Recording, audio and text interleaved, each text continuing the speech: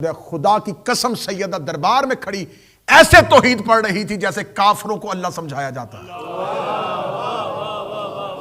جیسے پہلے دن نبی نے مکے کے کافروں کو توحید سمجھائی تھی۔ کسی نے آگے سے یہ نہیں کہا کہ زہرا خاموش، ہمیں کیا بتا رہی ہے، ہم تو مسلمان ہیں، ہمیں تو توحید کی معرفت کیسے کروا رہی ہے۔ اور شہزادی کا ایک ہی جملہ جو ہے وہ آج بھی تاریخ کے ماتھے پہ جھومر بن کے چمک رہا ہے، اعلموا انی فاطمہ۔ معصوم بار بار کہتے ہیں کہ جس نے اپنے وقت کے امام کو پہچانا نہیں وہ جاہلیت کی موت مرا۔ ہر امام کہہ رہا ہے کہ ہمیں پہچانو پہچانو پہچانو۔ اللہ کہہ رہا ہے کہ میں چھپا ہوا خزانہ تھا، میں نے چاہا میں پہچانا جاؤں۔ اللہ بھی چاہتا ہے میں پہچانا جاؤں، نبی بھی چاہتا ہے میں پہچانا جاؤں، امام بھی چاہتا ہے میں پہچانا جاؤں۔ دربار میں جا کے زہرا نے یہ نہیں کہا پہچانو میں فاطمہ ہوں، فرمایا جانو میں فاطمہ ہوں۔ پہچانے والے ہوتے تو زہرا آتی ہی نہ۔ تمہیں کیا پتا کہ پہچان۔ جناب سیدہ کے حق میں بولیے گا، میں بہار کی 27ویں جلد سے ایک حدیث آپ کو سنا دیتا ہوں۔ بہار کی 27ویں جلد میں چوتھے امام سے علامہ مجلسی نے ایک حدیث کوٹ کی ہے۔ معصوم فرماتے ہیں کہ من لعن الجبت والطاغوت لعنتاً واحدہ، جو جبت اور طاغوت پر، دو اشارے کیے معصوم نے، جو جبت اور طاغوت پر ایک دفعہ لعنت کرے، معصوم فرماتے ہیں 70,000 مرہ حسنہ، اللہ اس کے نامہ اعمال میں 7 کروڑ نیکیاں لکھ دیتا ہے۔ اور صرف 7 کروڑ نیکیاں لکھتا نہیں، 7 کروڑ گناہ مٹا بھی دیتا ہے۔ صرف 7 کروڑ گناہ مٹاتا نہیں، معصوم فرماتے ہیں کہ اس کے جنت میں درجے 7 کروڑ بڑھا بھی دیتا ہے۔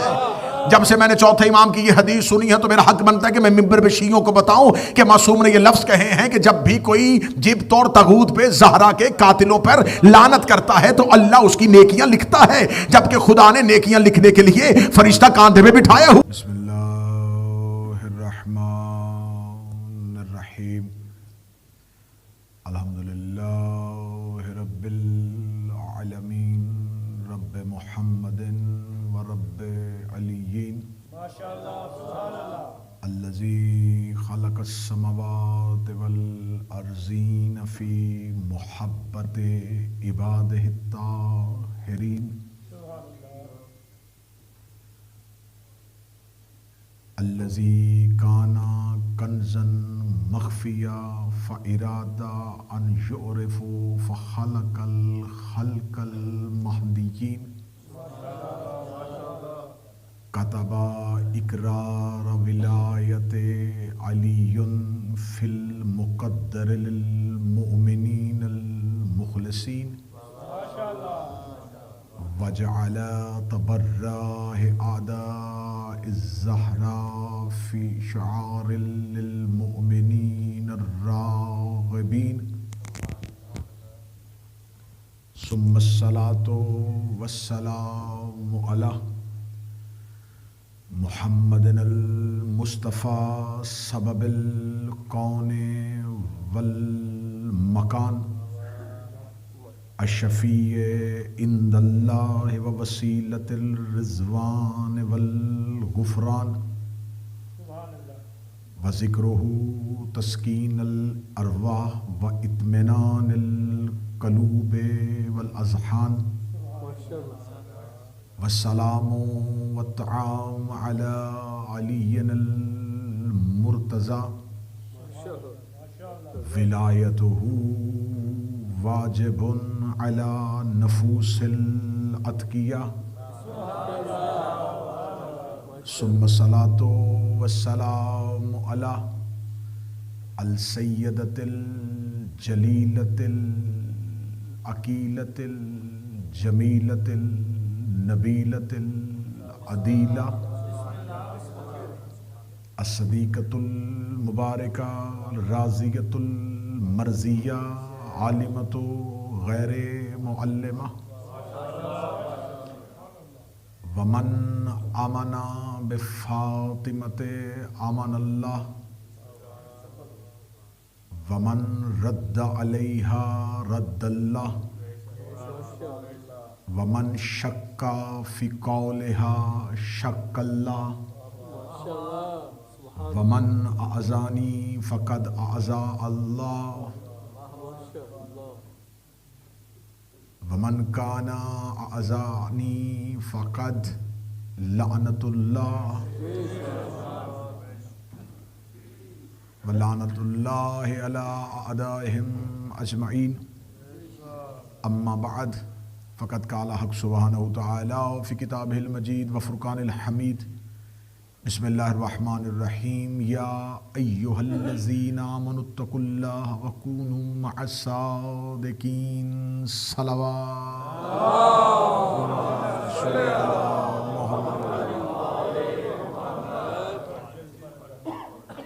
گزارش ہے جیسے جیسے آتے جایا کریں آگے آ جائیں کریں درمیان والی جگہ بڑی خالی ہے محمد وآل محمد صلوات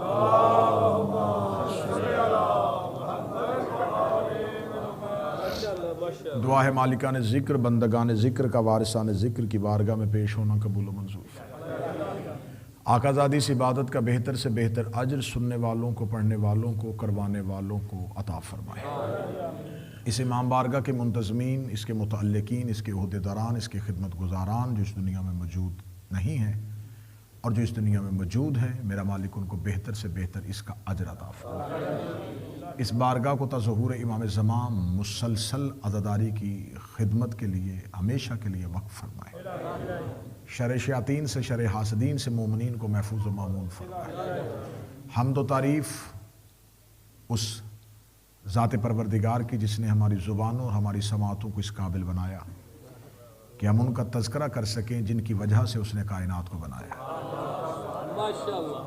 اپنی کم علمی کا اعتراف کرتے ہوئے اس دہلیز پر کبھی بھی اپنی ذات لے کے نہیں آیا جاتا بلکہ اس دہلیز سے اٹھتے ہوئے ان سے ذات لے کے اٹھا جاتا ہے ہم میں سے کوئی بھی اس قابل نہیں ہے کہ ہم ان کے فضائل اور ان کے مناقب کا احاطہ کر سکیں جس کے تعارف کے لیے وہ خدا کہہ رہا ہے وَمَا أَدْرَاكَ مَا لَيْلَةُ الْقَدْرِ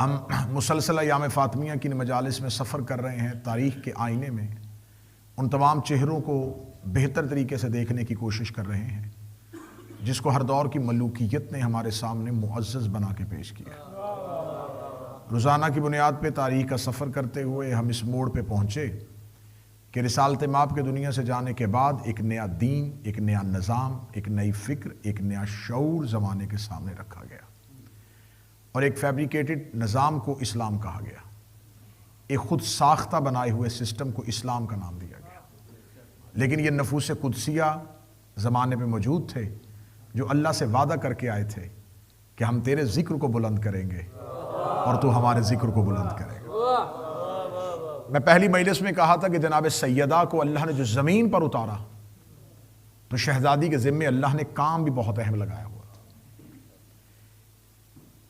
میں اکثر مجالس میں کہتا ہوں کہ یہ ہمارے ممبر کی علمی غربت کہوں یا ہماری آگہی اور ہمارے شعور کا نقص کہوں کہ ہم نے اپنے بچوں کو ایک چکی چلانے والی عورت کا تعارف زہرا کے طور پہ کروایا ایک ایسی خاتون جو گھر میں رہتی تھی امت کے مظالم سے تنگ تھی اس بی بی کا حقیقی تعارف نہیں بیان ہو سکا میں ایک ہی لفظ کہوں گا ایک ہی جملہ کہوں گا اور اسی پہ مجھے ہم عقیدہ چہروں کی زیارت ہو جائے گی چکی چلانے والی خاتون کا نام زہرا نہیں فضہ بنانے والی کو زہرا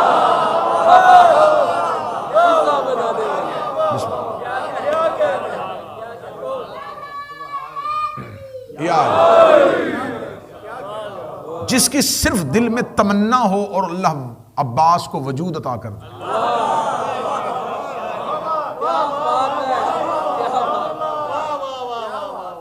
جس کی حسرت مجسم وفا ہو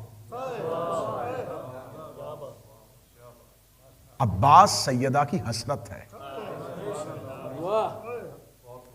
جناب سیدہ کے فضائل اور جناب سیدہ کے ذمے وہ کون سا الہی ایک منصب الہی وہ عہدہ تھا جس کے تحت سیدہ زمین پر اتاری گئی تھی اور یہ میں پوری ذمہ داری کے ساتھ کہوں گا اس پہ جتنی چاہے آپ اس پہ بحث کرو اس پہ ریسرچ کر لیں جناب سیدہ کا نور واحد نور ہے جو کسی نبی کے صلب میں بھی نہیں رہا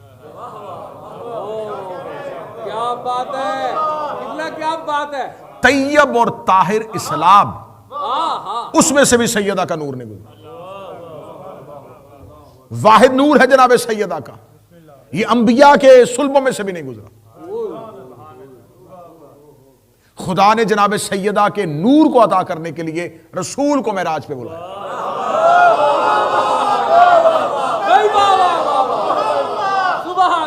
رسول معراج پہ گئے ہیں صرف جناب سیدہ کے نور کو وصول کرنے کے لیے. اور احادیث کی کتابیں، میں کتابوں کی صورت میں یہاں پر موجود ہوں، کتابیں لے کے آیا ہوں کہ جس کے اندر معصومین کی یہ حدیث موجود ہے. معصوم فرماتے ہیں کہ اللہ نے ہماری جدہ کو اپنی عظمت سے خلق کیا تھا. اگر اللہ کی مکمل عظمت دیکھنی ہو، اس کی تعظیم دیکھنی ہو، اب یہ لفظ معصوم کے ہیں کہ اللہ نے اپنے نور عظمت کے ساتھ ہماری جدہ سیدہ کو خلق کیا تھا. اللہ کی عظمت کے نور سے سیدہ خلق ہوئی تھی. عظمت، تعظیم، عزت ایک ہی قبیلے کے الفاظ ہیں. معصوم فرماتے ہیں اللہ نے اپنے عظمت کے ساتھ فاطمہ کو خلق کیا اور عظمت سے تعظیم نکلا ہے. اب جب اللہ نے نور سیدہ کو نور عظمت سے خلق کیا تھا تو اب ذہن میں اس واقعے کو یاد رکھ کے پڑھنا کہ جب سیدہ مسجد میں آتی تھی، رسول جب تعظیم کے لیے کھڑے ہو جاتے تھے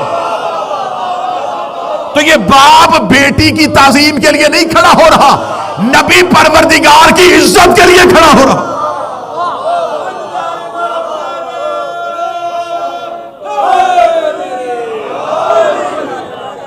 اور بغیر وسیلے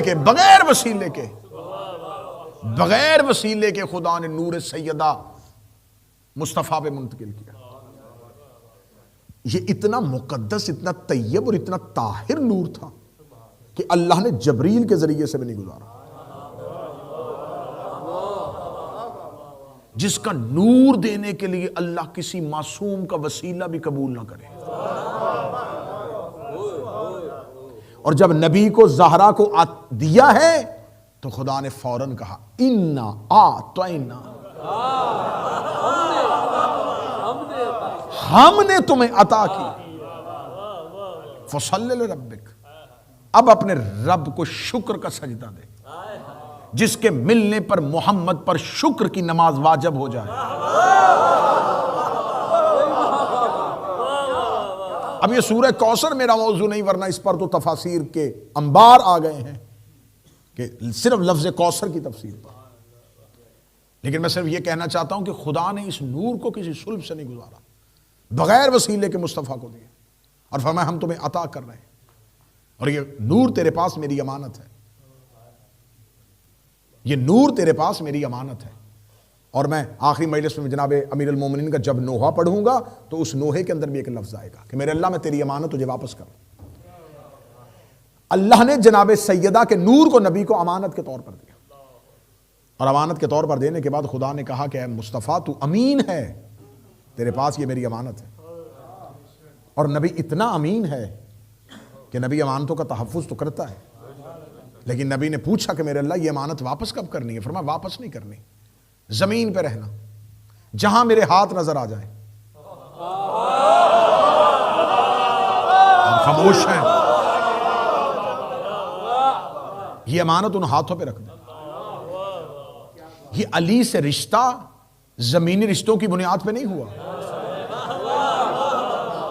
واجب تھا نبی پہ کہ زہرا کا عقد علی سے ہوتا.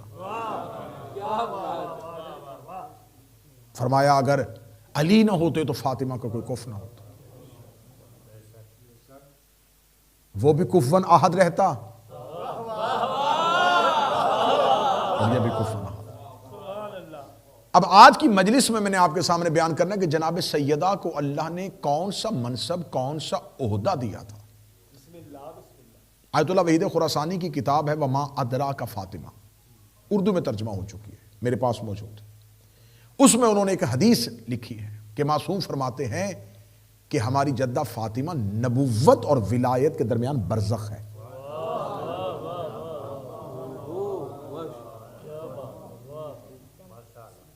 جناب سیدہ نبوت اور امامت کے درمیان برزخ ہے، حد فاصل ہے.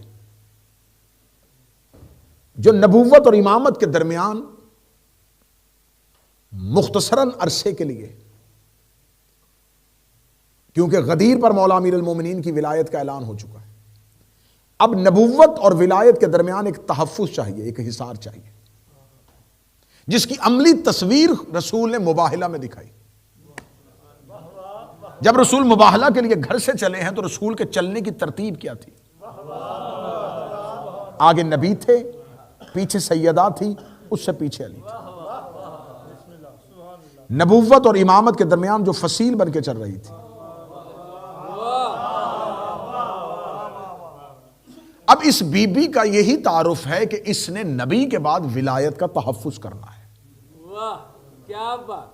میں نے کل آپ کے سامنے یہ بیان کیا کہ جب نبی کے جانے کے بعد مسلسل دین میں تبدیلیاں ہو گئیں، احادیث کو بیان کرنے پر پابندی لگ گئی، اور وہ جو یوم صحیفہ، وہ جو ایک ایگریمنٹ سائن ہوا تھا جس کی بنیادی شرطوں میں سے شرط تھی اقتصادی طور پر علی کو کمزور کریں گے، معاشی طور پر علی کو کمزور کریں گے، افرادی طور پر علی کو کمزور کریں گے، اور خم غدیر سے لے کے شہادت رسول کے درمیان یہ جو 70 دن ہیں، ان 70 دن میں مدینہ کے اندر میٹنگز ہوتی رہیں، لوگوں کو لالچ دیے گئے، انہیں بیت المال، انہیں خزانے، انہیں درہم و دینار، انہیں بہت بڑی بڑی نوکریاں، بڑے اعلیٰ عہدے، یہ سارے لالچ دے دیے گئے کہ اگر تم ہمارے نظام کا حصہ بن جاؤ گے تو ہم تمہیں اس سے نوازیں گے، تاکہ علی کو افرادی طور پر تنہا کر دیا جائے۔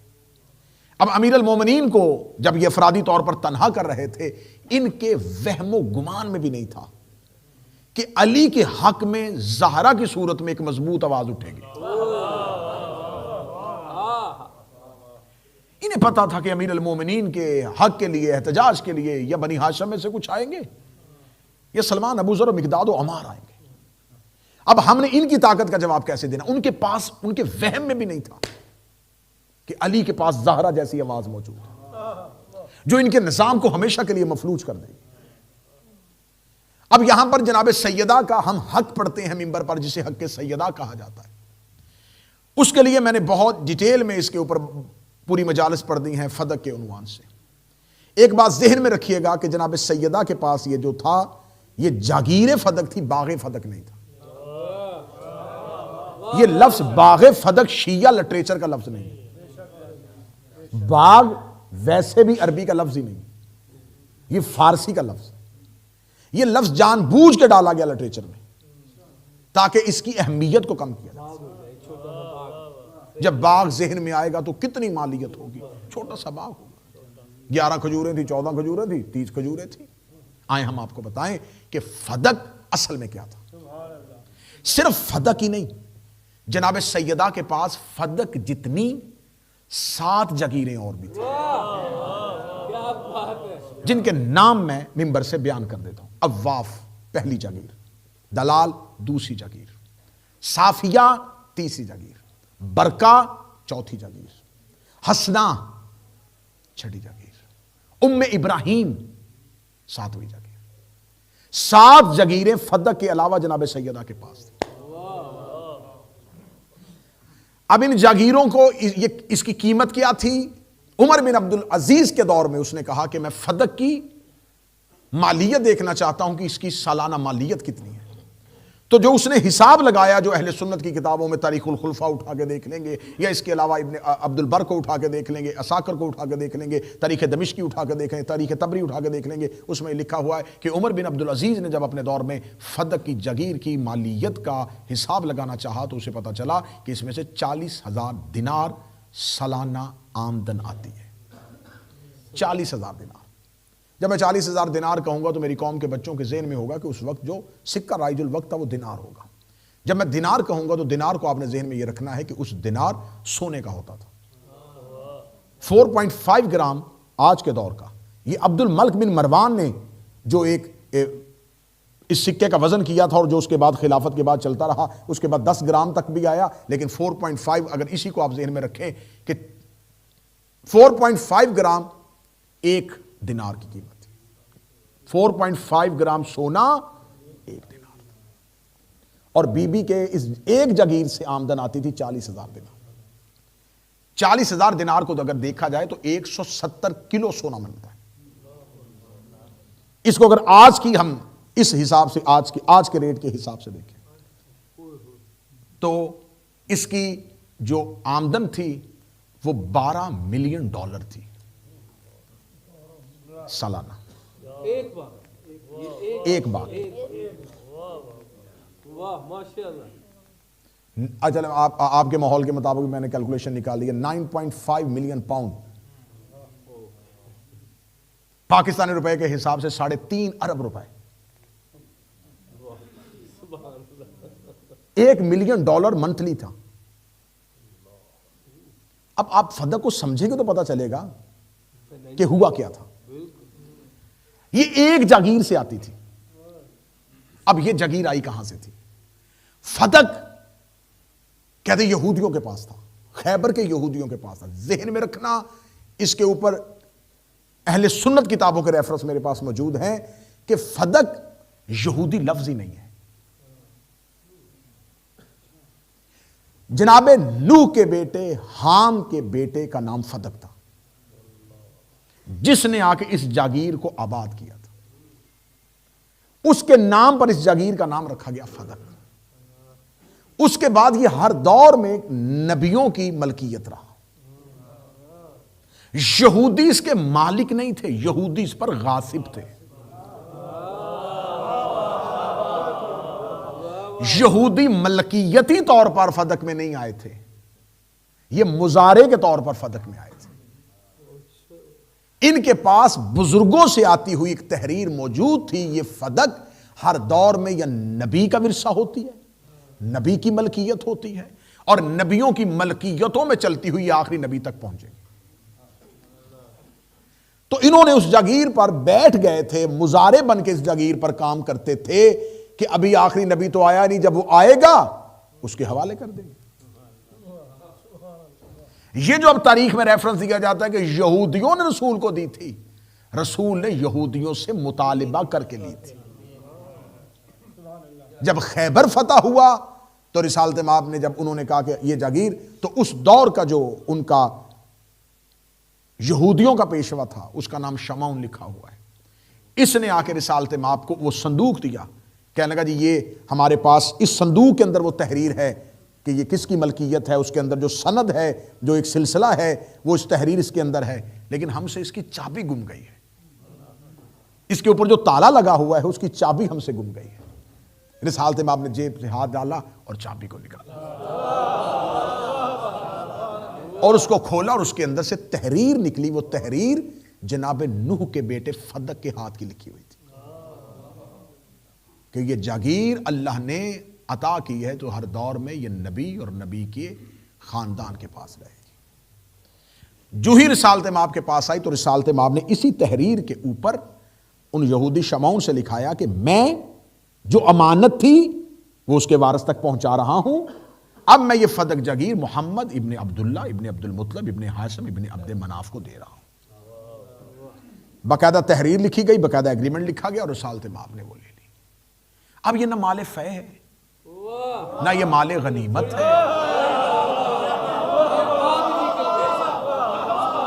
اس میں ایسا تو کچھ بھی نہیں ہوا، کیونکہ یہ تو نبیوں کی جاگیر تھی نا۔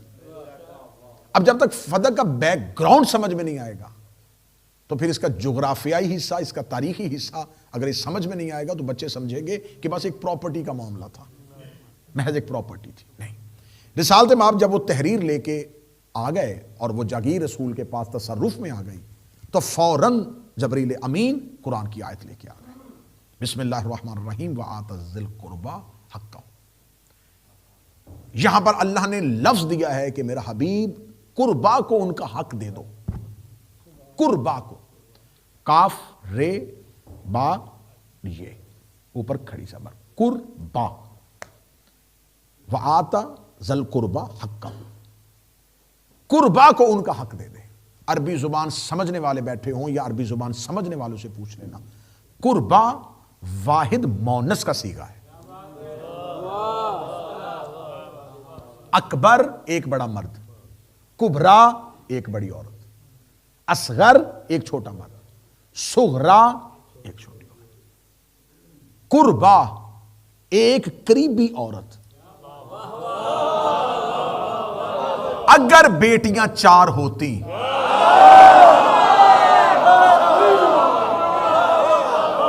تو کائنات کا سب سے بڑا عادل پروردگار ایک بیٹی کا نہ کہتا. یہاں پر صیغہ واحد کا آیا ہے، جمع کا نہیں آیا. اب یہ کہیں یہ شیعہ مولوی ہے، شیعہ ذاکر ہے، ممبر سے بیان کر رہا ہے، ویڈیو کیمرہ ریکارڈ ہو رہا ہے. تفسیر در منصور جلال الدین سیوطی کی، اسے اٹھانا اور اس آیت کی تفسیر پڑھنا. اس میں لکھا ہے کہ جیسے ہی یہ آیت آئی، جانتے تھے نبی، جانتے تھے اللہ کس کو دینا چاہ رہا ہے. پھر بھی جبریل سے پوچھا، پوچھ اللہ سے کس قریبی عورت کو دوں، کیونکہ اگر لفظ قربائی اللہ نے استعمال کیا ہے تو گھر کے اندر دعوے دار بہت نکل آئیں گی.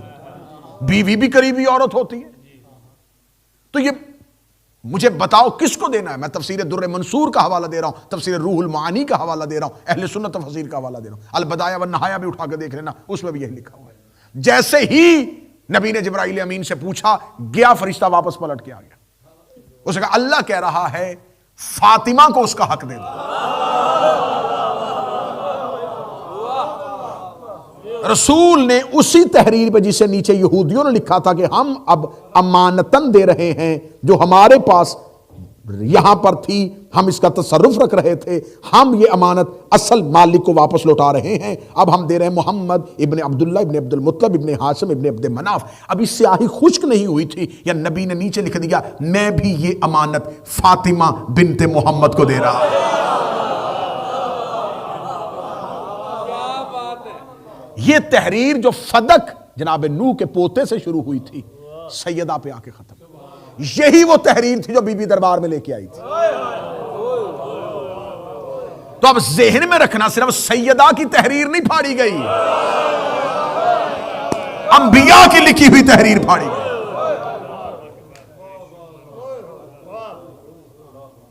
اب جناب سیدہ کے پاس وہ تحریر آ گئی. جب جناب سیدہ کے پاس تحریر آ گئی تو اب یہ تصرف میں کس کی آ گیا؟ جناب زہرا کے. مولا امیر المومنین سے کسی شخص نے پوچھا تھا کہ مولا اگر ہم نے دیکھنا ہو کہ اچھا حکمران کون سا ہے اور برا حکمران کون سا ہے تو نشانی. فرمایا اگر حکومت ملنے سے پہلے بھی ویسے ہی زندگی گزارتا ہو اور حکومت ملنے کے بعد بھی ویسے گزارتا، سمجھ لینا اچھا حکمران. اگر حکومت ملنے سے پہلے زندگی اور ہو، حکومت ملنے کے بعد طرز زندگی اور ہو، سمجھنا حکمران غلط ہے. جب سیدہ کے پاس یہ جگیر آئی تب بھی سیدہ کے گھر میں فاقے ہو رہے تھے، کیونکہ جتنا مال آتا تھا وہ تقسیم ہو جاتا تھا. اہل بیت تو اپنے گھر میں رکھتے نہیں تھے. صحیح بخاری اٹھا کے دیکھو، صحیح بخاری میں لکھا ہوا ہے کہ جب خیبر فتح ہوا تو خیبر سے اتنا مال ملا تھا، ایک ایک کنتار سونا ایک ایک مجاہد کو ملا تھا. میں نے لفظ مجاہد استعمال کر دیا ہے، مجھے معاف کیجیے، ورنہ 39 دن کوئی مجاہد آگے نہیں گیا.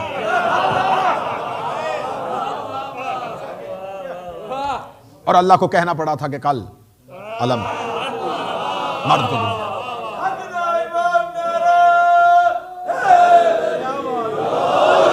اور جب رسول نے خیبر کے مال کو تقسیم کیا تھا تو رسول نے ایک حصہ لوگوں کو دے رہے تھے، علی کو 2 دے رہے تھے، ایک ادھر دے رہے تھے، 2 دے رہے تھے، ایک ادھر دے رہے تھے، 2 دے رہے تھے.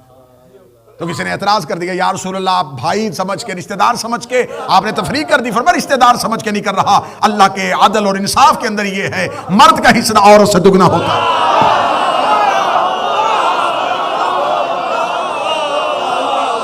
اور اللہ ایک رات پہلے کہہ چکا تھا کل علم اس کو دوں گا جو مرد ہوگا، قرار ہوگا، غیر فرار ہوگا. ایک ایک کنتار سونا لے کے آئے. ایک ایک کنتار سونا کیا؟ ایک اونٹ کی کھال میں جتنا سونا آ جائے. کنتار کہتے اونٹ کی کھال کو. اور اس دور کے اونٹ چھوٹی ہائٹ کے نہیں ہوتے تھے، بندے بھی لمبے ہوتے تھے. ایک کنتار سونا ایک ایک صحابی کی سے. اور جب امیر المومنین گھر میں آئے ہیں تو خالی تلوار. جناب سیدہ جانتی تھی لیکن پھر بھی علی سے پوچھا، یا علی میں نے سنا ہے آج مدینے میں مسلمانوں کے بچے سونے کی ڈلیوں سے کھیل رہے ہیں، یا علی آج مدینے کی گلیوں میں لوگ اپنا قرض واپس کر رہے ہیں، آج لوگ بڑے خوش ہیں، آج اسلام امیر ہو گیا ہے، اور مجھے یہ بھی پتا چلا ہے کہ خیبر بھی آپ نے فتح کیا ہے، قلعہ کموس پہ علم بھی آپ نے نصب کیا ہے، مرحب کو بھی آپ نے قتل کیا ہے، آپ کا کوئی مال پیچھے آ رہا ہے۔ امیر المومنین نے تلوار کو دیوار کے ساتھ رکھ کے کہنے لگے، میرے آقا کی بیٹی تجھے نہیں پتا وہ صدقہ تھا، ہم سید ہیں،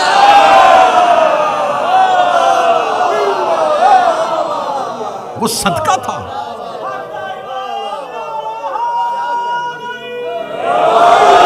وہ صدقہ تھا، ہم سید۔ ستم تو یہی ہے کہ بندے صدقہ بھی کھاتے رہے اور سید بھی کہلواتے رہے۔ سادات نظر گردش حالات ہو گئے، حالات جن کے بدلے وہ سادات ہو گئے۔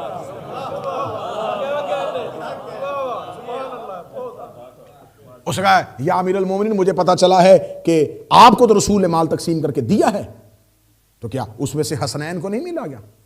اب جملہ سنیے گا امیر المومنین کا، سلام ہے علی جیسے امام کو۔ فرمایا، زہرا میں صرف حسنین ہی کا بابا نہیں، میں مدینے کے ہر یتیم کا بابا۔ گھر میں لانے سے پہلے وہ میں نے مدینے کے یتیموں میں تقسیم کر دی۔ اب ایک چیز نوجوان ذہن میں رکھیے گا کہ کوئی بھی تحریک اس وقت تک چل ہی نہیں سکتی جب تک اس کے پاس مالی قوت موجود نہ ہو۔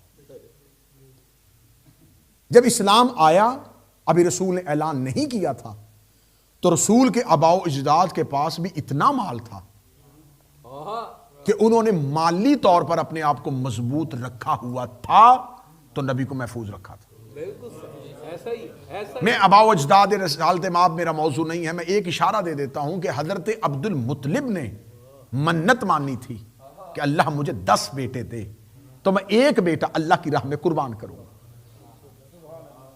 اللہ کی راہ میں ذبح کروں گا۔ بھئی یہ کرتے تھے کیونکہ ابراہیم کے بیٹے تھے، اور یہ عرب کے جاہلوں کی رسم نہیں تھی۔ کچھ مورخین نے لکھا ہے یہ عرب کے جاہلوں کی رسم تھی، یہی وجہ ہے کہ نبی کے آباء و اجداد مسلمان نہیں تھے، وہ وہی جاہلیت کی رسمیں اپناتے تھے۔ لیکن خود رسالت میں آپ نے فخر کر کے کہا ہے، میں 2 ذبیحوں کا بیٹا ہوں، ایک اسماعیل اور ایک عبداللہ۔ اسماعیل کے لیے بھی منت مانی تھی لیکن اللہ نے ذبح نہیں ہونے دیا، عبداللہ کے لیے بھی منت تھی لیکن اللہ نے ذبح نہیں ہونے دیا۔ حضرت عبد المطلب نے منت مانی، اللہ نے 10 بیٹے دیے، قرہ نکالا، بار بار حضرت عبداللہ کے نام پہ نکل رہے۔ ابھی اسلام نہیں آیا، ابھی نبی کے باپ دنیا میں آئے، ابھی نبی کے والد دنیا میں آئے، ابھی اسلام کہاں سے آیا؟ اور حضرت عبد المطلب جب بار بار قرہ نکال رہے، اور قرہ حضرت عبداللہ کا نکل رہا ہے، تو حضرت عبد المطلب نے اس پہ فال لی کہ کیا کروں؟ تو فال یہ آئی کہ اگر عبداللہ کو بچانا چاہتے ہیں تو ایک قرہ عبداللہ کا 10 اونٹ، عبداللہ 20 اونٹ، پھر عبداللہ کے نام کا 30 اونٹ، پھر عبداللہ کے نام کا 40، پھر عبداللہ کے نام کا۔ جب 100 اونٹوں پہ پہنچی تو 100 اونٹوں والی فال نکل آئی۔ درود سارے حضرات مل کے بلند آواز سے صلی اللہ بسم اللہ سر کی بلاؤ کعبہ، بسم اللہ کی بلاؤ خیریت۔ واجب الاحترام قابل سعادت احترام کی بلا آسم جعفری صاحب تشریف فرما ہوئے۔ اب 100 اونٹوں پہ آ کے جب 100 اونٹوں پہ آیا تو حضرت عبد المطلب نے 100 اونٹ حضرت عبداللہ کی رستے پہ حضرت عبداللہ کو بچانے کے لیے قربانی دی۔ 100 اونٹ۔ اسلام نہیں آیا، اور آج تک اسلام کے اندر عبد المطلب کی وہ دی ہوئی سنت زندہ ہے۔ ایک بندے کا خون بہا، اس کی اگر دیت دینا چاہتے ہو تو وہ 100 اونٹ ہے۔ کیا بات! ان کا دادا عمل کرتا ہے تو اللہ اسلام بنا دیتا ہے، اور چچا نکاح کے خطبے میں الحمدللہ کہتا ہے، اللہ سورت بھیج دیتا ہے۔ کیا بات ہے بھائی، کیا بات! تو جو 100 اونٹ دے رہا ہو، پھر اس میں حضرت ابو طالب کی قربانیاں دیکھنا، خانہ کعبہ کی متولیت، سکائے حرم، خانہ کعبہ کے حاجیوں کو کھانا کھلانا، پانی پلانا، یہ سارے انتظام کرنا۔ اس کا مطلب ہے اتنا مال تھا، اتنی دولت تھی تو عرب کے اتنے قبیلوں میں سر اٹھا کے کھڑے تھے۔ اب اس کا مطلب جو آباء و اجداد کے پاس دولت تھی وہ اسلام کے اعلان سے پہلے حفاظت رسول میں قربان کر دی، ساری دولت رسول کی حفاظت میں لگا دی۔ 40 دن 40 کافروں کو دعوت ذوالشیرہ پہ اہتمام کرنا، پھر نبی کو بچانے کے انتظامات، پھر سارے بندوبست، یہ ساری چیزیں قربان۔ اس کا مطلب جو آباء و اجداد کے پاس دنیاوی دولت تھی وہ تحفظ رسالت میں لگ گئی۔ پھر اللہ نے جناب خدیجہ کی صورت میں اسلام کو دولت دی، وہ تبلیغ رسالت میں لگ گئی۔ اس بی بی نے اپنی ساری دولت تبلیغ رسالت میں لگا دی۔ اب اس کا مطلب ہے کہ اسلام آنے سے پہلے بھی نبی کے گھر سے دولت لگی، جب اسلام آ گیا پھر اس کے تحفظ کے لیے، اس کے اعلان کے لیے، اس کی تبلیغ کے لیے پھر نبی کے گھر سے دولت لگی۔ تو اب اس کا مطلب اب نبی مدینہ آ چکے ہیں، اب جغرافیائی طور پر اس دور میں بنائیں، اب نبی مدینہ آ چکے ہیں، یہاں پر ایک نئی ریاست کی تشکیل ہو چکی ہے۔ اب یہاں سے ریاست کی ابتدا ہونی ہے، اب یہاں پر اسلام کو دولت چاہیے جو خرچ کی جائے، جس کے ذریعے سے اسلام کا بول بالا ہو، تبلیغ چل سکے۔ اب اللہ نے مدینے پہنچتے ہی رسول کو یہ فتح والی جاگیر عطا کر دی، اب اس کے ذریعے سے اسلام کو پالا جا رہا ہے۔ اب جتنا ریونیو اسلام کے پاس ہے وہ فتح سے آ رہا ہے۔ جب انہوں نے غدیر کے بعد یوم صحیفہ میں صحیفہ لکھا تو اس وقت یہ طے پا گیا تھا کہ علی کو معاشی طور پر کمزور کرنے کے لیے سب سے پہلا کام یہ کرنا پڑے گا کہ فدق اہل بیت سے واپس لینا پڑے گا، کیونکہ اگر یہ ان کے پاس رہا تو ہم ان کو معاشی طور پر، اقتصادی طور پر کمزور نہیں کر سکتے۔ کیا بات ہے، کسی اور کا مال تو یہ کھائیں گے نہیں، یہ کسی کا حق کھاتے نہیں، ان کے پاس یہی ہے، یہ ہم لے لیں گے۔ جب ان کے پاس دینے کوئی کچھ نہیں ہوگا تو پھر لوگ ان کی بیعت کیوں کریں گے؟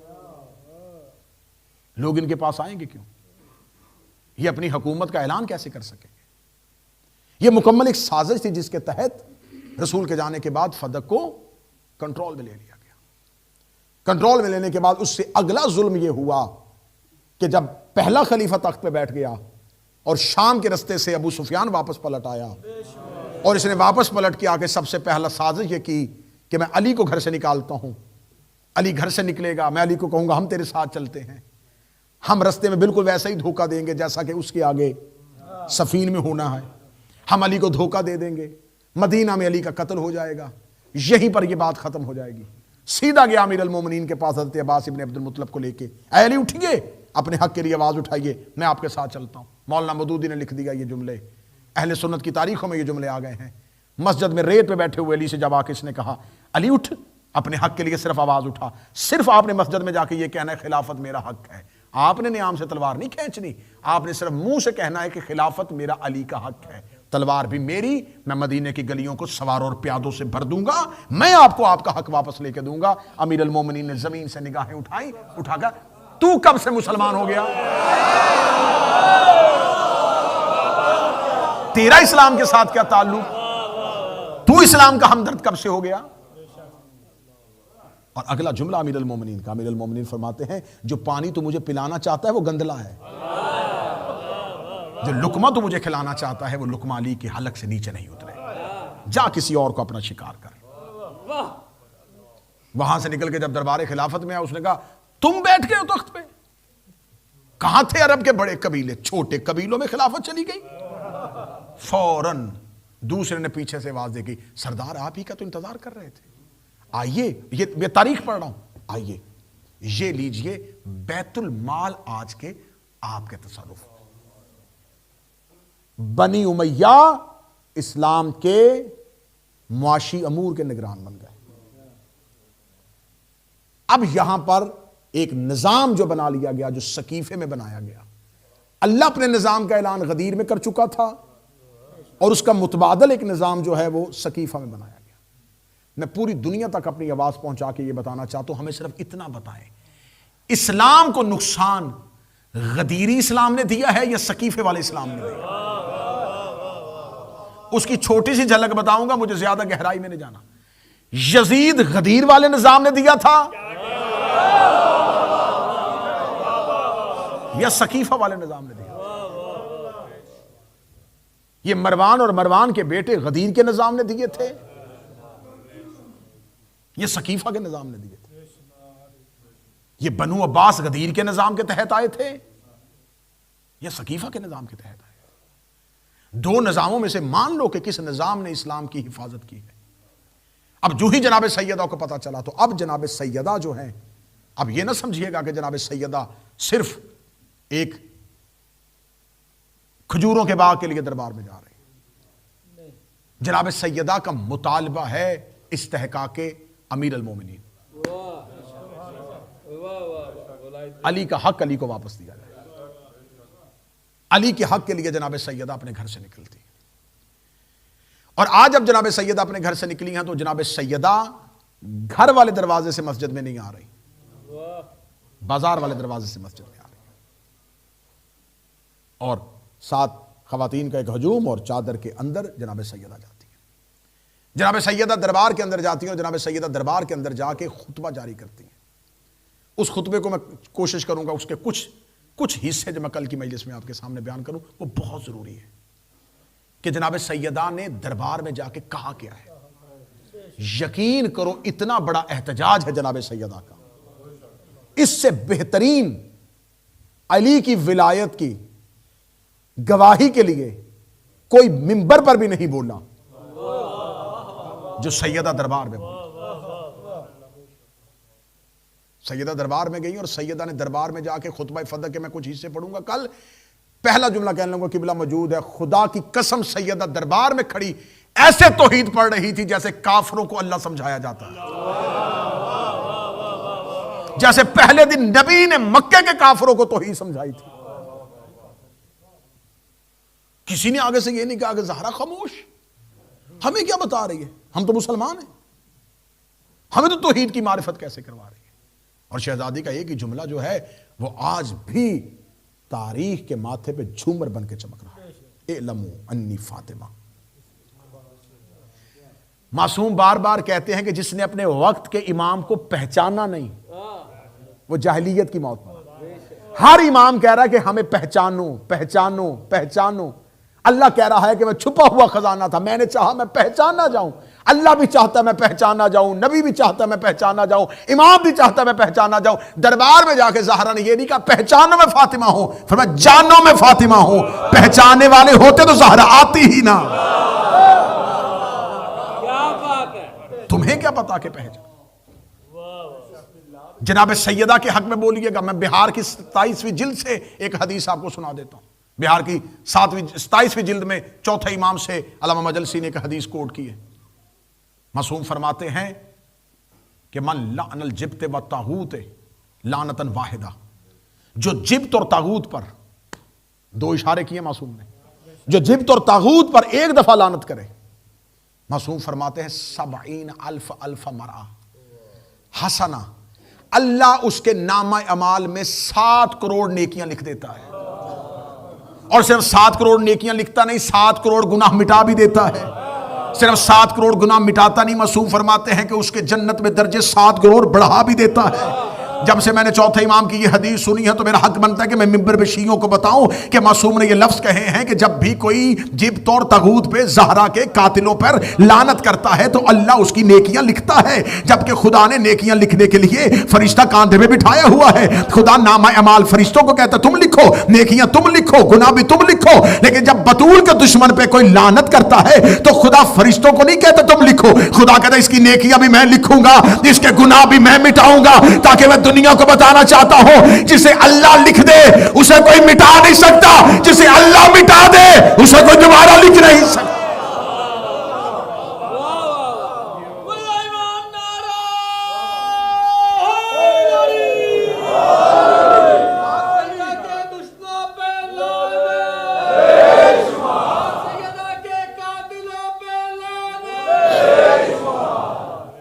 جناب سیدہ دربار میں آتی ہیں اور جناب سیدہ دربار میں آ کے خطبہ ارشاد فرماتی ہیں، اور جناب سیدہ جو پہلا مطالبہ کرتی ہیں، وہ پہلا مطالبہ جو ہے وہ سیدہ پہلے کہتی ہیں کہ میں آئی ہوں، 2 مطالبے ہوئے ہیں، یہ ذہن میں رکھیے گا. جناب سیدہ کی تحریک کے دونوں پہلوؤں کو دیکھیے گا.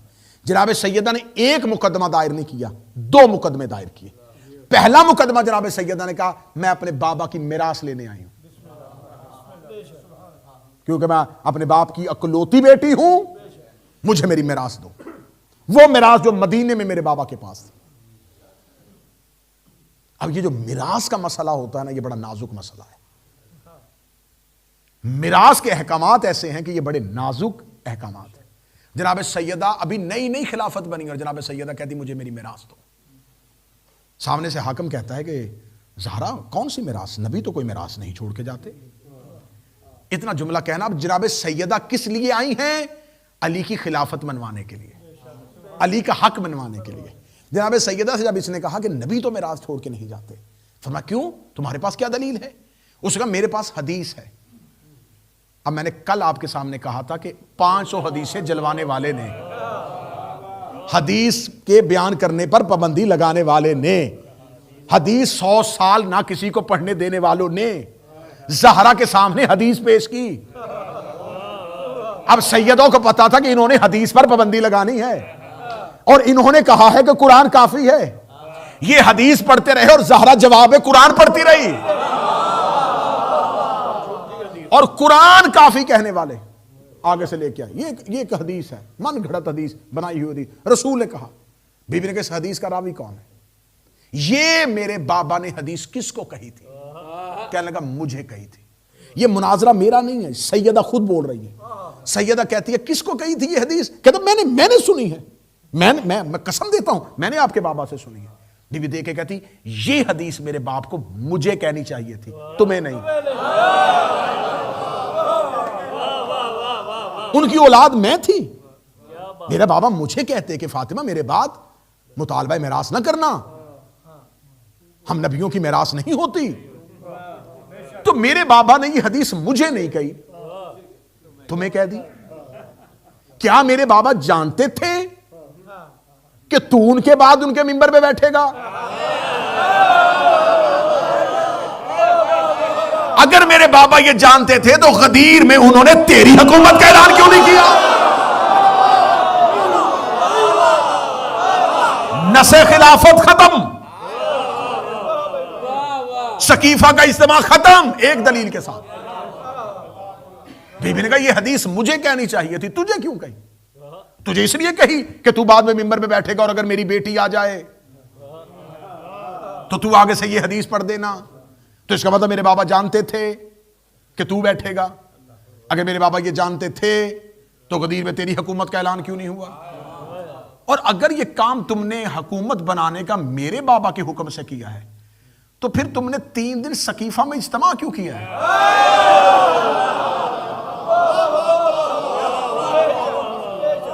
اب بتاؤ. پھر یہیں پر بولتے ہوئے شہزادی نے کہا کیا قحافہ کا بیٹا تو نے اپنے باپ سے کوئی میراث نہیں لی؟ کہتا ہاں میں نے تو اپنے باپ سے میراث لی ہے. فرمایا قحافہ کا بیٹا اپنے باپ سے میراث لے سکتا ہے اور مصطفیٰ کی بیٹی اپنے باپ سے میراث کیوں نہیں لے سکتی؟ کیا اللہ نے میراث کی حدود اور نصوص تمہارے لیے اور رکھی اور ہمارے لیے اور رکھی؟ کہ اللہ نے تمہارے لیے قوانین اور بنائے اور ہمارے لیے اور بنائے؟ اب چند دن پہلے تو انہوں نے کہا تھا کہ حسبنا کتاب اللہ, اور بی بی نے آیتیں پڑھنی شروع کر دی. اللہ نے کس کو کس کا وارث بنایا تھا؟ بی بی آیت پہ آیت پڑھ رہی اور سامنے کھڑی ہوئی حکومت گھبرائی ہوئی. وہم و گمان میں بھی نہیں تھا کہ زہرا آ جائے گی, وہم و گمان میں بھی نہیں تھا کہ سیدہ آ کے خطبہ دینا شروع کر دے گی. جناب سیدہ قرآن کی آیت پہ آیت پڑھ رہی, آیت پہ آیت پڑھ رہی. یہ بار بار ایک ہی حدیث ریپیٹ کیا جا رہا, حدیث ہے حدیث ہے حدیث ہے. 40 آیتیں پڑھنے کے بعد جناب سیدہ نے کہا میں تیرے سامنے قرآن پڑھ رہی ہوں, تو جواب میں آیت کیوں نہیں پڑھ رہا؟ حدیث پڑھ رہا ہے. کہنے لگا جب حدیث ہو تو آیت پڑھنے کی ضرورت نہیں ہوتی. فرمایا یہی میرے بابا نے حجرے میں کہا تھا آؤ تمہیں حدیث لکھ دوں, اور وہ جو پیچھے کھڑا ہے اس نے کہا تھا قرآن کافی ہے.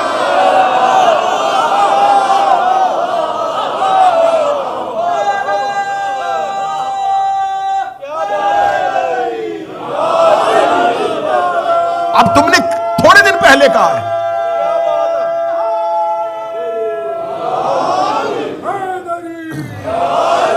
تھوڑے دن پہلے تم نے کہا ہے کہ قرآن کافی ہے، تو اب میں قرآن پڑھ رہی ہوں، تو سن کیوں نہیں رہے؟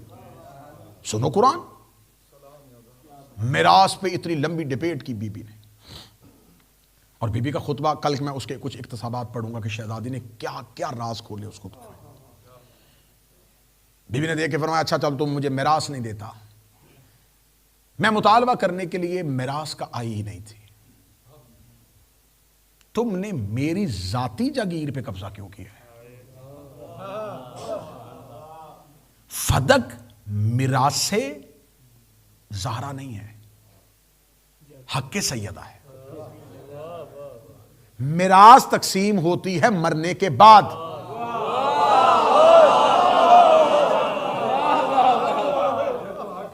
اور اگر زندگی میں کوئی کسی کو دے دے تو رسول تو زندگی میں لکھ کے دے کے گئے۔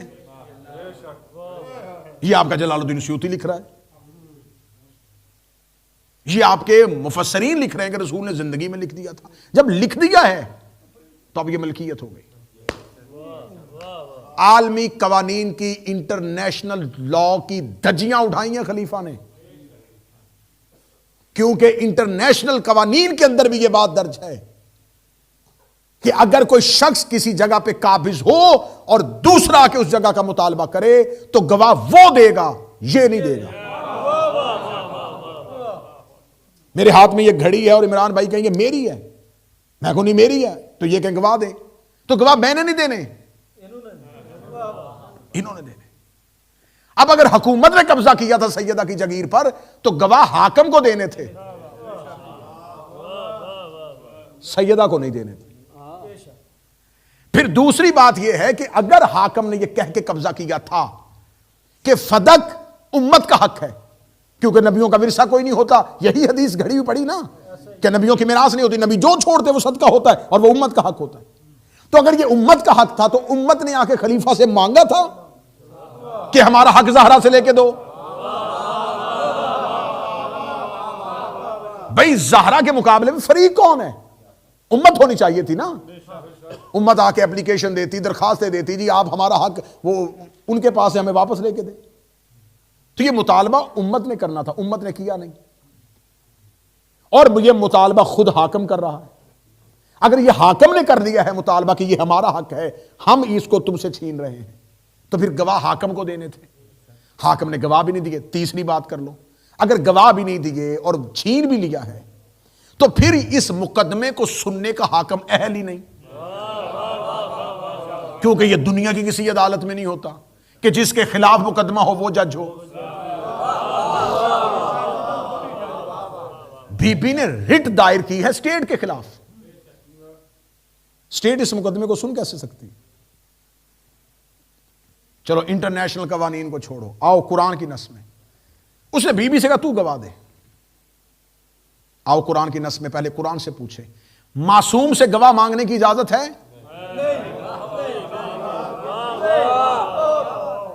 ایک مثال لا کے دو کہ نبی نے کہا کہ اللہ ہے اور کسی نے کہا گواہ دے۔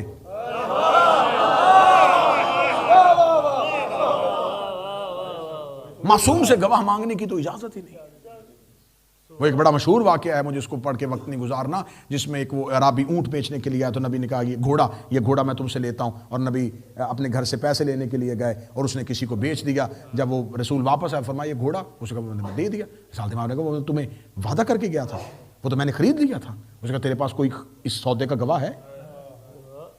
فوراً ایک صحابی آیا، جناب خدائے معذور شہادتین، اس نے آ کے کہا میں گواہی دیتا ہوں، یہ گھوڑا رسول نے لیا تھا۔ اس نے رسول سے کہا کہ جب یہ تو میری گھوڑے کی قیمت پہ بات ہو رہی تھی، یہ تیرا صحابی تو تھا نہیں، یہ گواہی کیسے دے رہا ہے؟ رسالت امام نے اس کی طرف دیکھا، تو تھا ہی نہیں، تو نے کیسے گواہی دی؟ وہ صحابی نے نبی کی طرف دیکھ کر آپ نے کہا اللہ ہے، میں نے گواہ مانگے؟ اگر آپ کے کہنے پہ میں نے نہ دیکھا اللہ مان لیا تو یہ بھی تو آپ ہی کہہ رہے ہیں کہ گھوڑا میں نے خریدا تھا۔ معصوم سے گواہ نہیں مانگا جاتا، پھر بھی مانگ لیا، چلو پھر اس غلطی کو بھی نوٹ کرو۔ پھر آگے سیدہ نے جو گواہ پیش کیے ان کو جھٹلایا نہیں جا سکتا، کیونکہ خدا قرآن میں کہہ چکا ہے کہ میں اللہ اپنی توحید پر خود گواہ ہوں، وَأُولُو الْعِلْمِ، اور پھر وہ صاحبان علم میری توحید پر گواہ ہیں۔ اور معصومین نے حدیث میں کہا کہ یہ جو صاحبان علم کی بات ہو رہی اس سے مراد علی ہے، اور وہ علی جو اللہ کا گواہ ہو. قل کفی باللہ شہیدا بینی و بینکم. پھر تیری گواہی کے لیے ایک میں آؤں گا اور ایک وہ آئے گا جس کے پاس کتاب کا علم ہے. تو جو رسول کا گواہ ہو، اللہ جسے بطور گواہی کے لیے پیش کرے، رسول جسے بطور گواہی کے لیے پیش کرے، اور مباہلہ میں رسول جسے اسلام کی گواہی کے لیے پیش کرے، ان سے گواہ نہیں مانگا جا سکتا. اب گواہ انہی کو مانگ لیا. اور امیر شہزادی نے بھی گواہیاں وہی دیں جن کو جھٹلانے سے بندہ کافر ہوتا ہے.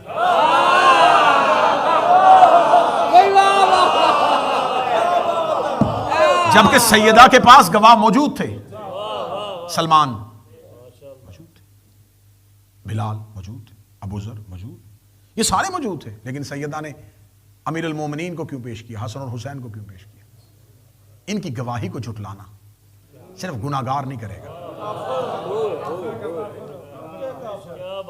اب یہ لکھ دیا گیا میرے اہل سنت بھائیوں، میرے اہل سنت بچوں، یہ لکھ دیا تمہاری کتابوں نے کہ سیدہ دربار سے چلی گئی، احتجاج کر کے چلی گئی اور آخری دم تک ناراض رہی.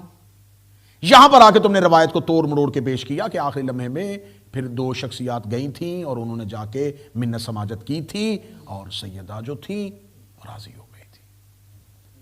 اس کے اوپر بہت سی تعویلیں دی جاتی ہیں. سیدہ کا ناراض ہونا ایک فطری امر تھا. زہرا صرف اور صرف محتاج فطرت کا نام نہیں ہے، مالکہ فطرت کا نام ہے. کیا بات ہے. اگر فطری مجبوریوں کو سامنے رکھو گے تو پھر زہرا بتول نہ ہوتی. واہ کیا بات ہے. اس سے بہتر اشارہ میں نہیں کر سکتا. کیا بات ہے. واہ واہ واہ. اس سے بہتر اشارہ میں نہیں کر سکتا. ہر عورت کی فطری مجبوری ہوتی ہے کہ وہ پورا مہینہ نماز نہیں پڑھ سکتی، اور بتول اسے کہتے ہیں جسے پوری زندگی مصلی عبادت سے نہ روک سکے. سیدہ کی فطری مجبوری.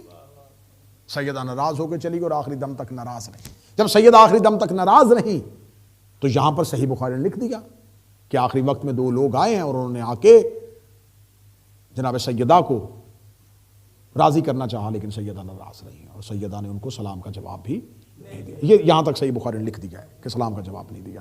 پھر اس کے بعد انہوں نے کہا کہ ہاں، پھر اس کے بعد یہ مولا علی کے پاس گئے تھے اور مولا علی کی منت کی تھی، پھر مولا علی گئے تھے، مولا علی نے سفارش کی تھی اور پھر معاملات جو تھے وہ ٹھیک ہو گئے تھے. اچھا، ہم اس سے آگے نہیں جائیں گے، یہیں پہ رکو. مجھے کوئی اہل سنت، یہ آخری بات کر رہا ہوں اور اس سے آگے اب دلیل موجود نہیں ہے، مجھے کوئی اہل سنت یہ بتائے کہ کیا آپ اپنے عقیدے میں جناب زہرا کو معصومہ سمجھتے ہیں؟ ان کے عقیدے میں جناب زہرا کو معصومہ سمجھا جائے گا، اس لیے کہ یطہرکم تطہیرہ کی آیت بی بی کے لیے کہی. ٹھیک ہے جی. اس کا مطلب ہے کہ وہ یہ مانتے ہیں کہ سیدہ معصومہ ہے، ان سے گناہ سرزد نہیں ہوتا، ان سے غلطی سرزد نہیں. معصوم کی آسان ڈیفینیشن کیا ہے؟ بڑی آسان، جو عام ہو، جو بچوں کو سمجھائی، جو وہ بڑی عام سی اصطلاح جو استعمال کی جائے وہ کیا ہے؟ معصوم اسے کہتے ہیں جس سے زندگی میں کوئی حرام سرزد نہ ہو، کوئی واجب چھوٹے نہ اور کوئی حرام ہونا. اگر ایک بھی واجب چھوٹ جائے تو پھر وہ معصوم نہیں رہے گا. اب اہل سنت ہی کے ہاں یہ قوانین ان کے پایا جاتا ہے اور سب کے ہاں پایا جاتا ہے، شیعوں کے ہاں بھی یہ پایا جاتا ہے. سلام کہنا سنت ہے، جواب دینا واجب. قبلہ و کعبہ تشریف فرمائیں، یہ میری تائید کریں گے. اس کے لیے شریعت میں اتنا حکم ہے کہ تم نماز میں بھی ہو اور کوئی شخص آ کے تمہیں سلام کہہ دے، تمہیں حالت نماز میں بھی اس کو جواب دینا. تم قرآن پڑھ رہے ہو اور تمہیں کوئی سلام کر دے، تمہیں جواب دینا ہے. جیسا وہ سلام کرے ویسا ہی اس کو جواب دینا. سلام علیک، علیک السلام، سلام علیکم، علیکم السلام. جیسا وہ سلام کرے ویسا جواب مطلب. لیکن شریعت نے یہاں پر آ کے ایک ڈاٹ لگا دیا ہے. شرط یہ ہے کہ سلام کرنے والا مسلمان ہو.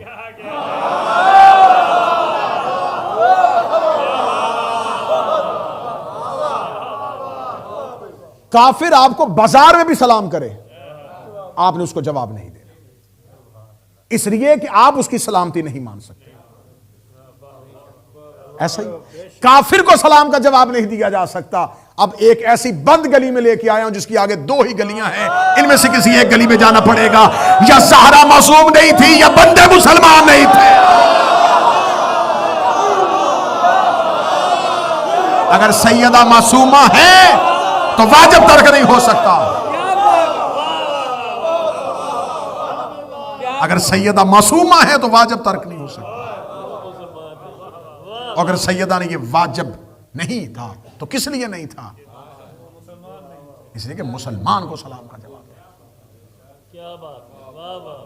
انکار ہو چکا ہے رسول کی رسالت کا، انکار ہو چکا ہے اللہ کی وحدانیت کا.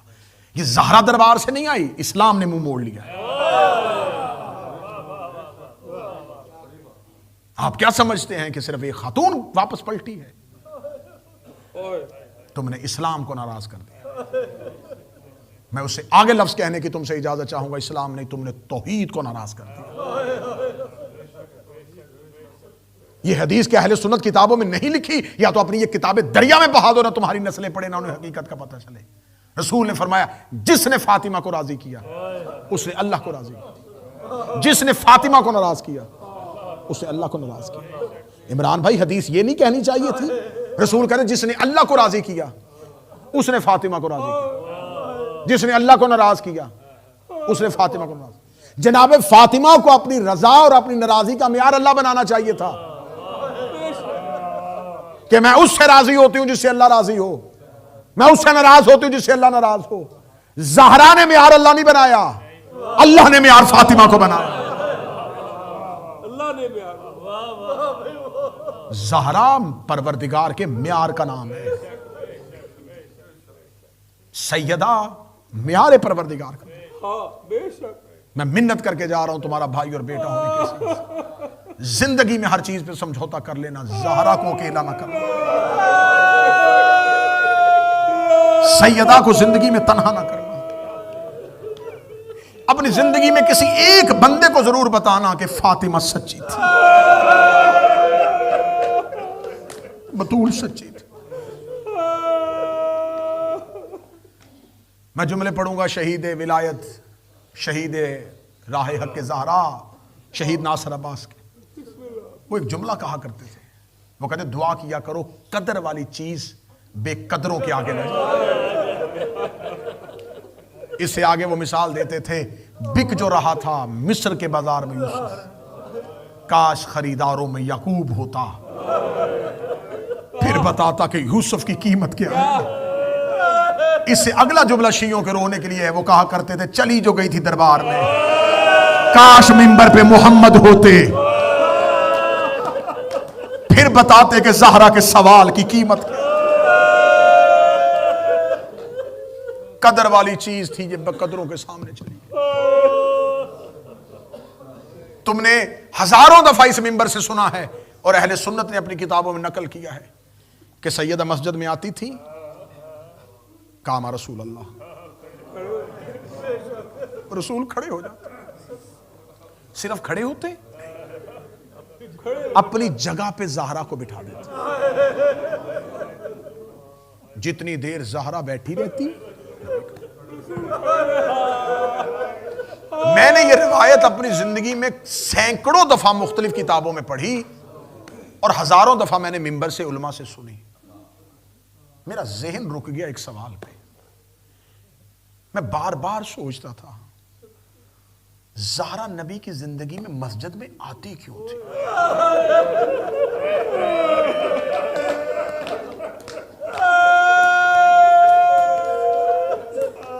کیونکہ میں نے تاریخ میں پڑھا تھا کہ مسجد کا دروازہ زہرا کے گھر میں بھی کھلتا.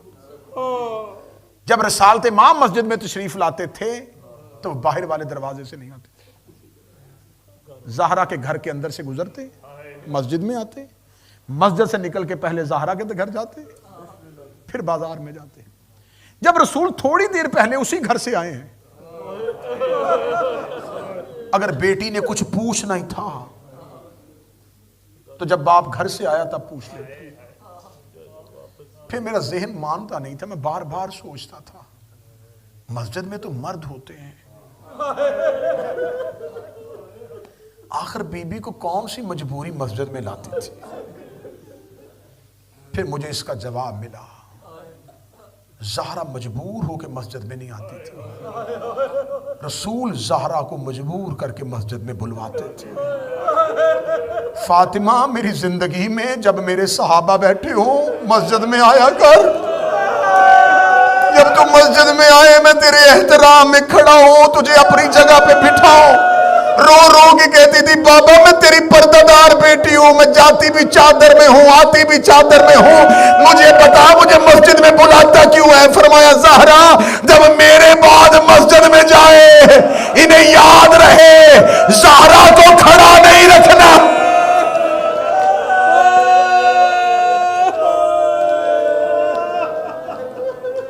ان کے ذہن میں ہو یہ وہی فاطمہ ہے جس کے احترام میں نبی کھڑے ہو جایا کرتا ہے۔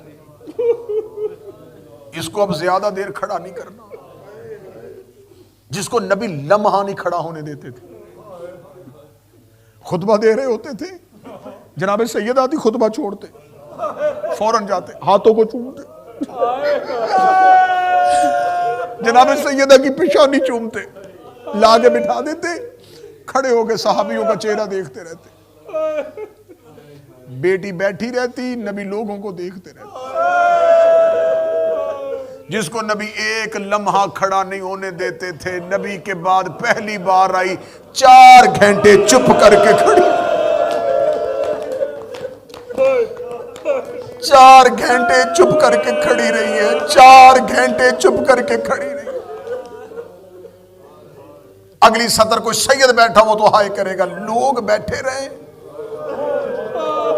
فاطمہ کھڑی رہی۔ میں نے لفظ 4 گھنٹے کا استعمال کیا ہے، میں تمہیں منبر سے یہ غربت کا لفظ کہنے لگا ہوں۔ بی بی دربار میں آئی تھی، مسجد میں آئی تھی دروازہ جلنے کے بعد، بی بی مسجد میں آئی تھی پسلیاں ٹوٹنے کے بعد۔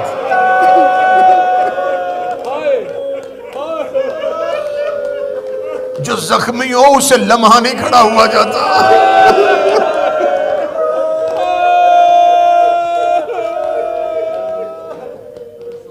میں ہر جگہ پہ پڑھتا تھا 4 گھنٹے 4 گھنٹے 4 گھنٹے۔ میں نے ایک جید عالم دین سے پوچھا تھا، میں نے کہا قبلہ یہ 4 گھنٹے یہ جو وقت کی اوقات ہے اس کی توضیح کیا ہے؟ انہوں نے کہا کبھی جناب سیدہ کا خطبہ فتح پڑھا ہے؟ میں نے کہا جی۔ انہوں نے کہا جیسے خطیب پڑھتا ہے نا اس لہجے میں پڑھ کے دیکھنا کہ اس خطبے کو پڑھتے ہوئے کتنا وقت لگے گا۔ میں نے کہا قبلہ اگر اس خطبے کو پڑھوں تو میرا خیال ہے کہ اگر میں خطیب کی نیت سے بھی پڑھوں، رک رک کے بھی پڑھوں، تو میں اسے 30 منٹ میں پڑھ لوں گا، 35 منٹ میں پڑھ لوں گا۔ اس سید کے آنسو نکلے، اس نے کہا اگر جس کی پسلیاں ٹوٹی ہوئی جو ایک ایک لفظ کے بعد رکتی ہو، ایک ایک لفظ کے بعد رکتی ہو۔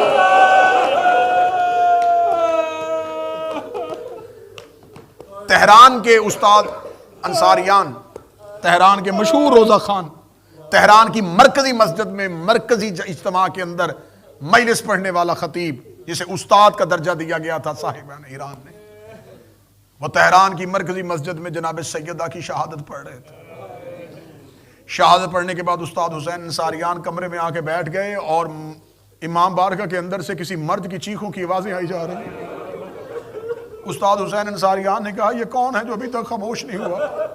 کہ استاد کو بزرگ بیٹھا ہوا وہ ابھی تک چپ نہیں ہوا، اگر آپ کہیں تو ہم اس کو اٹھا کے آپ کے پاس لائیں۔ استاد نے کہا نہیں اسے نہ اٹھا کے لانا، وہ زہرا کا عزادار ہے، مجھے اس کے پاس لے چلو۔ استاد حسین انصاریان کمرے سے نکلے، امام بارگاہ کے کونے میں وہ بزرگ بیٹھا رو رہا تھا۔ استاد آ کے زمین پہ بیٹھے، اس کو سینے کے ساتھ لگایا، لگا کے لگے مجھے بتا سکتا ہے تجھے مصائب کے دوران کون سا ایسا جملہ تیرے دل کو چیر گیا ہے جو ابھی تک تیری چیخیں بند نہیں ہو رہی؟ اس نے استاد حسین انصاریان کو دیکھا، دیکھ لگا پہلی بار میں نے زہرا کی یہ شہادت سنی ہے۔ استاد آپ نے ابھی منبر سے بتایا کہ زہرا کی پسلیاں ٹوٹی ہوئی تھی، اس نے کہا ہاں سیدہ کی پسلیاں ٹوٹی ہوئی تھی۔ اس نے کہا میں پیشے کے اعتبار سے ہڈیوں کا ڈاکٹر ہوں، جس کی ایک ہڈی ٹوٹ جائے اسے سانس نہیں آتا، مجھے بتا جس کی ساری پسلیاں ٹوٹی ہوئی تھی وہ اتنے دن زندہ کیسے رہی ہے، وہ سانس کیسے لیتی رہی ہے، اسے تو ہر سانس میں تکلیف ہو۔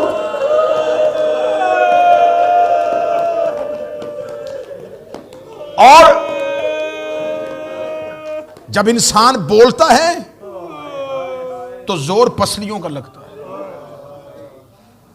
انسان بولتا ہے ہوا سے. اب میں وہ روایت کوشش کر رہا تھا کہ میں چھپا جاؤں, کوشش کرتا رہا میں چھپا جاؤں. میں معافی مانگ کے وہ جملے آنکھیں بند کر کے پڑھنے لگا ہوں. زہرا جتنی دیر خطبہ دیتی رہی ہے, حسین اور حسن ماں کی پسلیوں پہ ہاتھ رکھ کے کھڑے رہے ہیں. حسین کی آواز ہے, اماں تیرا خون تیز ہو رہا ہے, اماں تیرے زخموں سے لہو آ رہا ہے, اماں خاموش ہو جا, اماں خاموش ہو جا. زہرا رو کے دی, حسین مجھے بولنے دے جیسے میں دربار میں بولی, تو نیزے کی نوک پہ بول.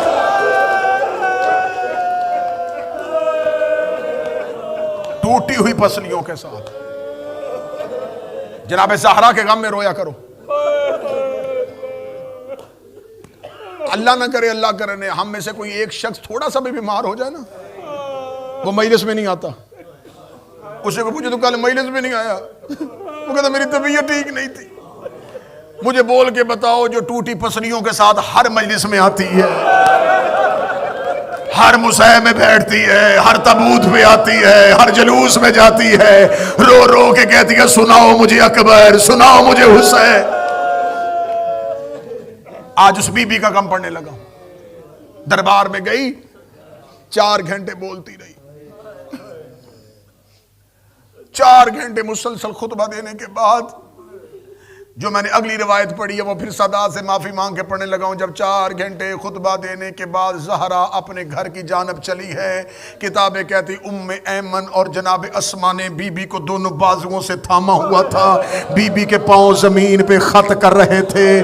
زہرا واپس اپنے گھر کی جانب ایسے آ رہی تھی جیسے اکبر کی لاش لے کے حسین خیمے کی جانب آئے تھے. زہرا کے پاؤں زمین پہ خط کر رہے تھے.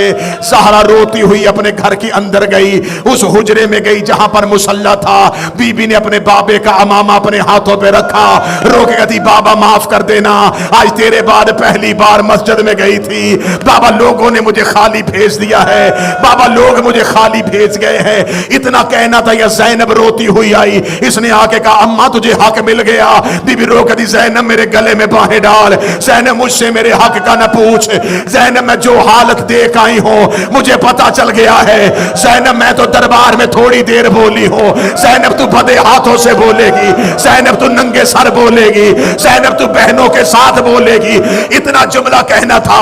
زینب نے رو کے کہا اماں حسن بھی رو رہا ہے, حسین بھی رو رہا ہے, ام ایمن بھی رو رہی ہے, فضا بھی رو رہی ہے, جو تیرے ساتھ مسجد میں گیا ہے سارے روتے ہوئے آئے ہیں. اماں چھوڑ دے, ہمیں کوئی حق نہیں لینا, اماں ہمیں مسلمانوں سے نہیں ملنا, مجھے صرف اتنا بتائیے سارے رو کیوں رہے ہیں. سارا رو کے کہتی زینب مجھ سے نہ پوچھ, میرے مرنے کے بعد حسن سے پوچھ لینا. رو کہتی مر جائے گی زینب, مجھ سے انتظار نہیں ہوگا. زینب حسن کے پاس گئی, رو کہتی بتا حسن مسجد میں کیا ہوا ہے. حسن خاموش رہے. زینب روتی ہوئی وہاں آئی جہاں کربلا کا غریب بیٹھا تھا. رو کہتی میں تیرے حصے کی بہن ہوں, نہ مجھے ماں بتا رہی ہے نہ حسن بتا رہا ہے. حسین تجھے تیری ماں کا واسطہ مجھے بتا مسجد میں کیا ہوا ہے. حسین زمین پہ گرے. رو کہتے زینب 3 بار اماں کو جھوٹا کہا گیا ہے. رو رو کے حسن کی آواز آئی, وہ تخت میں بیٹھ کے کہتا رہا تو جھوٹ بول رہی ہے, تو جھوٹ بول رہی ہے, تو جھوٹ بول رہی ہے. اماں قسمیں کھا کھا کے کہتی رہی میں جھوٹ نہیں بول رہی, میں محمد کی عزت سے